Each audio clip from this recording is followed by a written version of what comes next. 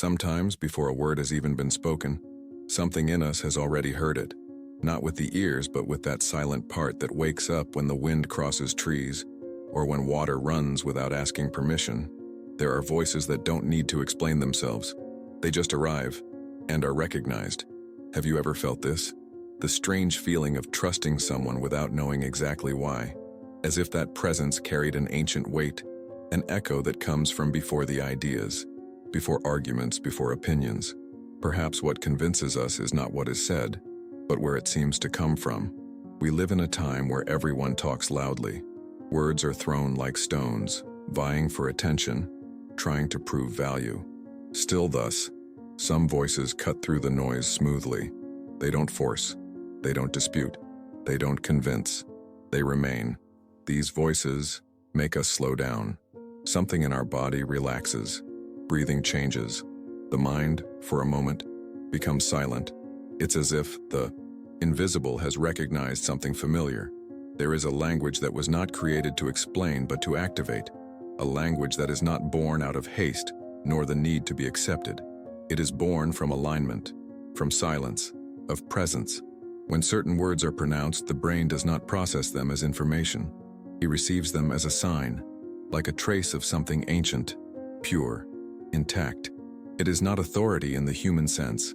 It is not power, office, or dominion.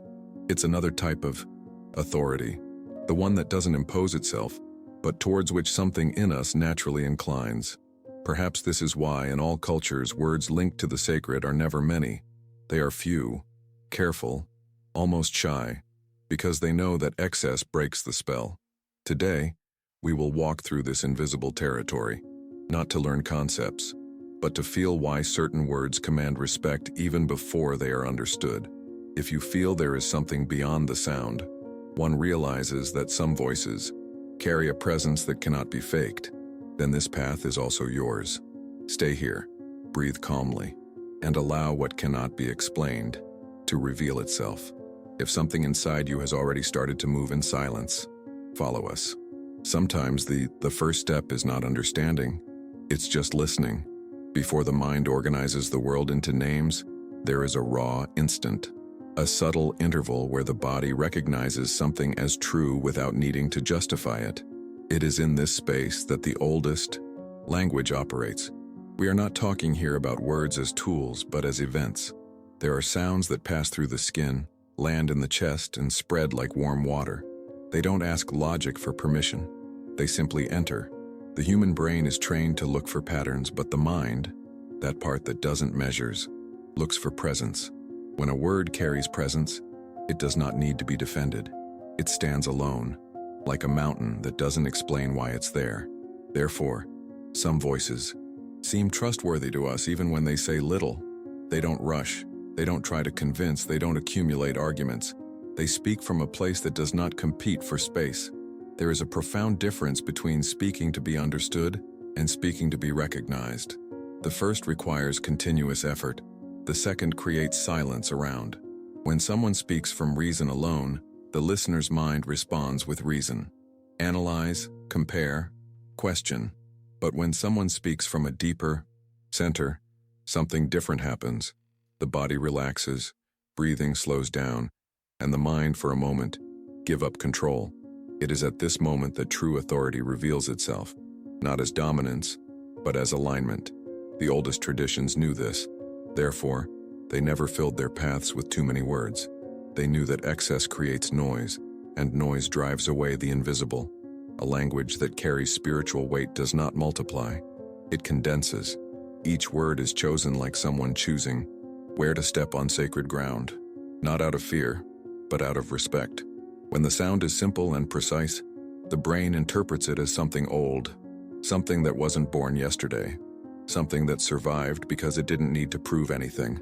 This is how the symbol precedes the concept. The symbol does not explain, it points. And what is pointed out awakens something that was already there. Maybe that's why, when we hear certain foreign words, even without understand them, we feel something move. It is not the meaning that strikes first, but the intention silence that accompanies them. This intention does not come from the desire to teach. It comes from the willingness to serve as a passage, Speaking from this place requires emptying. It requires abandoning the rush to be accepted. It requires trusting that what needs to be heard will find its way. In modern life, we are trained to speak to fill spaces, responding quickly, always giving your opinion. But there is outform of presence, one that chooses to speak only when silence has already did half the work. When the word is born from this silence, it does not enter into debate. She rests. And what rests remains.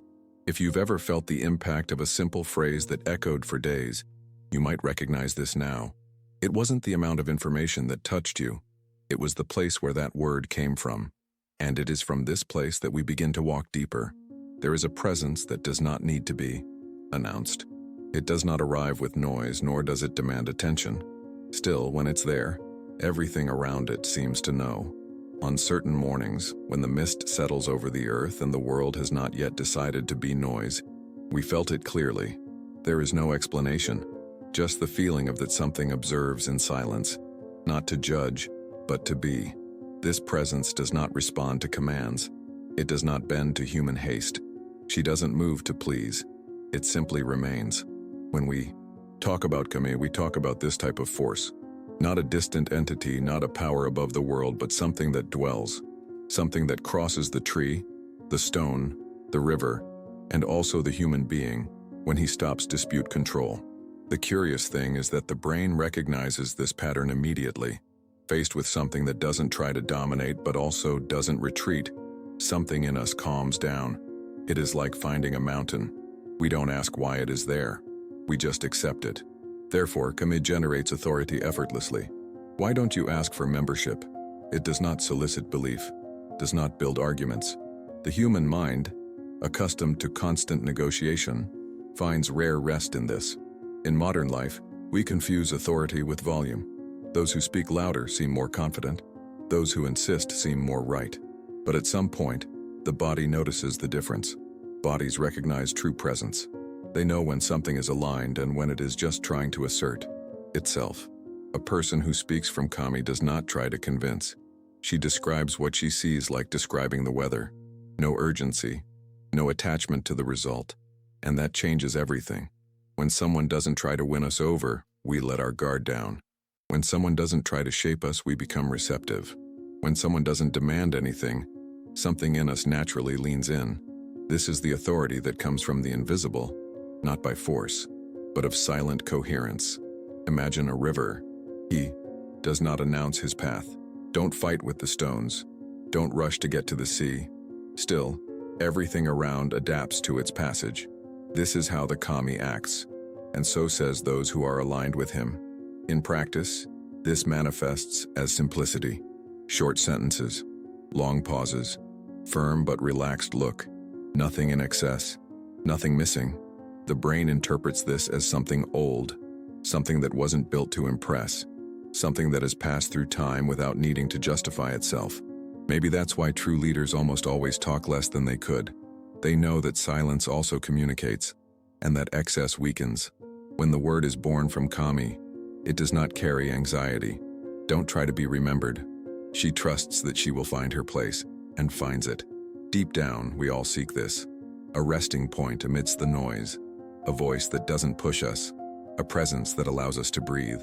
We recognize the Kami because it does not pull us outside of ourselves. He returns us to the center. And perhaps that's why when we hear certain words spoken calmly, we feel something rare. Not the desire to respond, but the desire to listen deeper. Because there, in that silent space, authority does not shout. She just is. Before any words have weight, something needs to be clean. Not clean in the moral sense, but free from excess. Free from the noise that accumulates when we spend too much time trying to be something for others. World. There is a type of authority that is born in the body before reaching the voice. It does not depend on rehearsed posture or well-constructed sentences. It emerges when the interior stops resisting. This is why, in ancient traditions, purification was never an abstract concept. It always involved water, breathing, cold, silence, something that goes through the skin and rearranges what's inside. Misogi is not about erasing mistakes. It's about peeling back layers, layers of haste, layers of expectation, layers of characters we dress to be accepted. When these layers fall away, something essential appears, and the body recognizes it. The human brain deeply trusts what appears clean. Not clean as perfect, but clean as simple. No unnecessary effort, no hidden tension. A person who has undergone purification does not need to explain too much. There is less defensiveness in his voice, less rigidity in your gestures. She doesn't have the burden of proving anything. And then there is the hara, the invisible center where the breath is anchored, the point where the body decides before the entity, where yes and no are born without debate. When someone speaks from the hara, the sound is different, no longer sharp, no more serious, but stable. It's like a stone placed at the bottom of the river. The current may pass, but something remains firm. The brain realizes this instantly. Voices that only come from the head waver, voices rising from the hara support. In modern life, we are trained to live from the neck up. Think fast, respond quickly, change fast. But authority is not built at speed. It settles. When one slows down one's own center, everything around slows down with it. The other's breathing follows. The other's mind relaxes, not by hypnosis, but for bodily coherence. Purification and center go together. Without misogi, the hara becomes cloudy. Without hara, purification cannot be sustained. It is in this balance that the word gains real weight. Not the weight of an absolute truth, but the weight of something that was lived before being said. If this idea resonates with you, it is a sign that something inside already recognizes this path. Not everything needs to be understood to be felt. Maybe that's why truly centered people rarely gesture too much. They don't need to push their ideas out. Ideas find passage on their own. There is less anxiety in the body, less urgency in speech, more space between one sentence and another. And in that space, something happens. The listener begins to trust, not in the information, but in the presence, because the body doesn't lie easily. And when it is aligned, the mind does not need to fight. Purifying is not moving away from the world. It is returning to yourself before entering it. Speaking from the hara is not technique. It's a consequence. And when the word is born from that place, she doesn't try to impress. She rests. Like clear water after rain. There is an intelligence that does not plan, but organizes. She doesn't write maps or set goals. Still, everything finds its place when it is not interrupted. This intelligence is not out of the world. It is the very movement of the world when no one tries to correct it. Kangara is the name given to this silent alignment. Not as a rule, but as an internal posture. Live without pushing the river. Walking without requiring the ground to adapt to your feet. When someone is in Kanagara, their presence conveys a strange confidence. Not because you know where everything goes, but because you don't fight what comes. The human brain recognizes this as maturity. There is less tension in gestures, less expectation in the eyes, less need to control the outcome. In contrast, anyone who tries to master the natural course carries rigidity, and rigidity always betrays fear. True authority is not born from trying to freeze the world. It is born from the ability to go through change without getting lost. This is where Utsuroi reveals itself. Everything changes, not violently, but continuously, like the light that passes through the day without asking for permission. The face ages, the seasons alternate. Ideas that seemed solid yesterday sound fragile today. Whoever resists this hardens. Whoever accepts goes deeper. The human brain senses when someone has made peace with impermanence. This person does not react with desperation to the unexpected. Don't hold on tightly to what is already leaving. And that inspires confidence. Because those who are not afraid of change do not transmit anxiety, conveys space. In modern life, we are taught to construct fixed identities, defending positions, protecting personal narratives as if they were territories. But what is fixed breaks easily. What flows adapts. A Kanagara-aligned person does not need to reaffirm who they are all the time. It allows the shape itself to change depending on the context, without losing the center. This is not weakness. It's conscious flexibility. The brain associates this flexibility with high intelligence. Because you understand, even without words, that only something very secure can allow itself to change. Utsuroi teaches that nothing needs to be held with excessive force. No ideas, nor relationships, not even versions of himself. When someone speaks from this acceptance, their words do not sound defensive. They don't carry resentment. They don't try to convince the future to happen. They describe the present with quiet honesty, and this tranquility is perceived as authority, not because it dictates paths, but because you don't get lost when the path changes. Perhaps this is why truly wise people rarely seem stuck in one place. Single opinion. They observe more than they affirm. They listen more than they respond. They know the world doesn't need to be fixed, needs to be monitored. When someone lives like this, their presence communicates something rare, confidence in the flow. And where there is trust, there is rest. Where there is rest, there is listening. Where there is listening, the word finds fertile soil. Accepting impermanence is not giving up on life. It's to stop fighting the fact that she breathes, and who breathes along with her.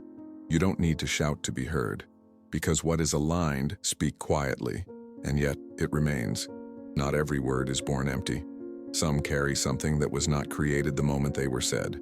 They arrive accompanied, as if they brought with them an invisible trail. There is a profound difference between words used to explain and words used to reveal.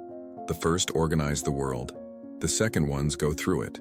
Kodadama talks about this mystery, from the idea that sound is not just sound, but vehicle, that the word does not describe reality, it touches it.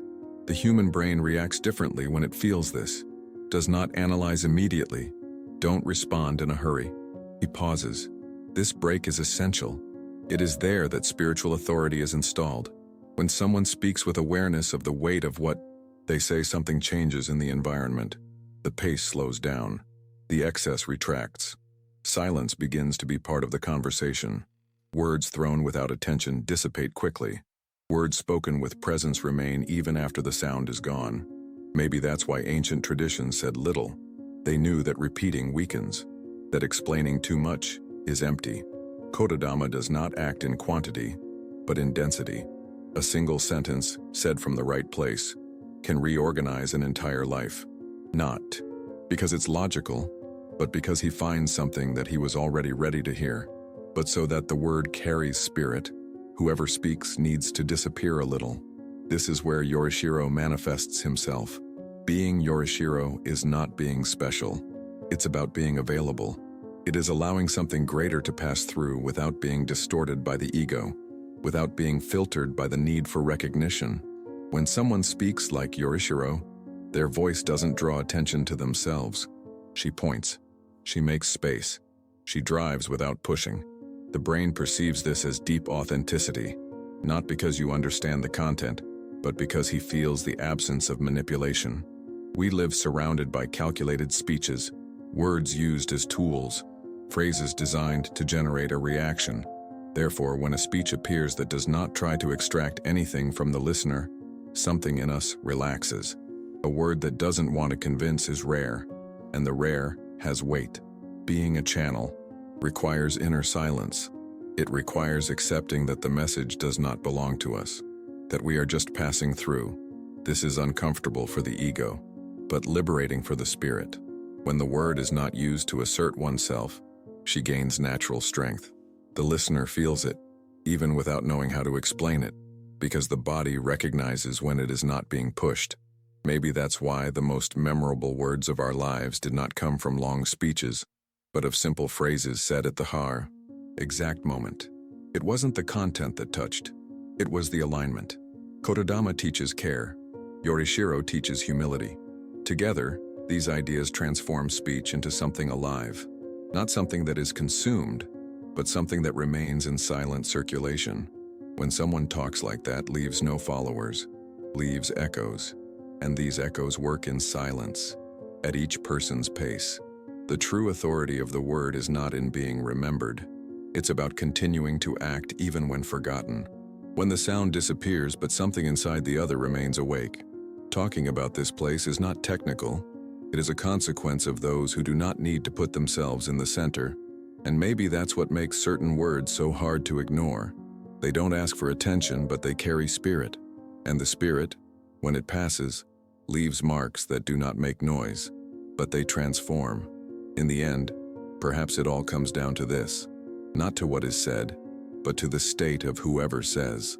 Yet words do not convince by themselves. They only reveal the place from which they arise. When speech is born out of haste, the other person feels the urgency.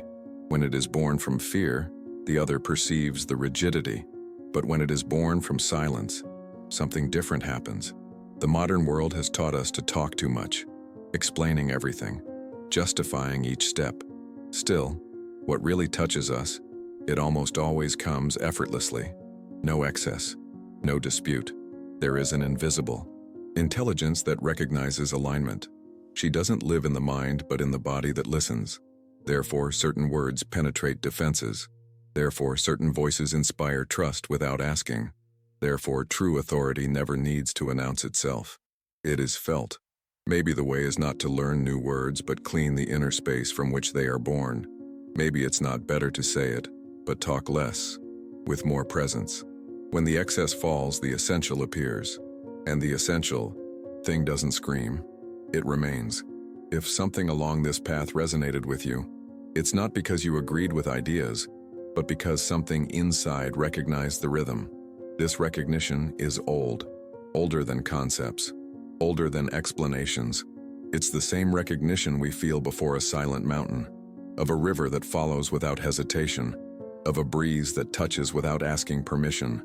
The authority of the invisible does not dominate.